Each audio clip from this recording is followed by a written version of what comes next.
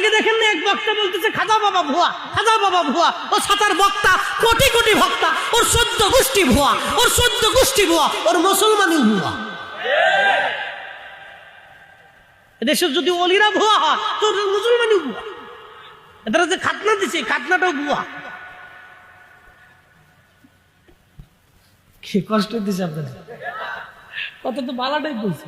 হাতে যে খাতনা দিছে না, কাটা ছাটা দিছি না, আজামে কেটে কুটে দিছি, যে হাতে কাটছে, যে কাটছে এটা তো কালমাওয়ালাই কাটছে না কালমা ছাড়া কাটছে। আজামে আজামে অজু করছে না নি, তো অজু তো করছে, এটা তো মুসলমান। তো মুসলমানই তো হইলো কেমনে? খাজা বাবা আজমিরের কারণে তো ইসলাম পাইছে। কি কথা কর না কেন?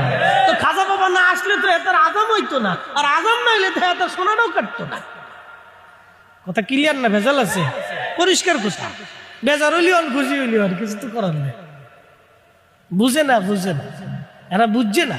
এরা মনে করে যে আমরা 2 দিন খাইয়ে মনে হয় বিরাট কিছু করে দিচ্ছি। না, কিচ্ছু করেন নাই।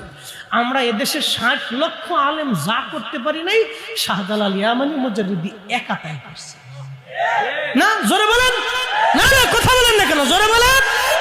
উনি একা তা করে দেখাই দিছে, আমরা 60 লক্ষ পারি নাই। অতএব ওনাদের সাথে আমাদের এই পারাপারি চলে না।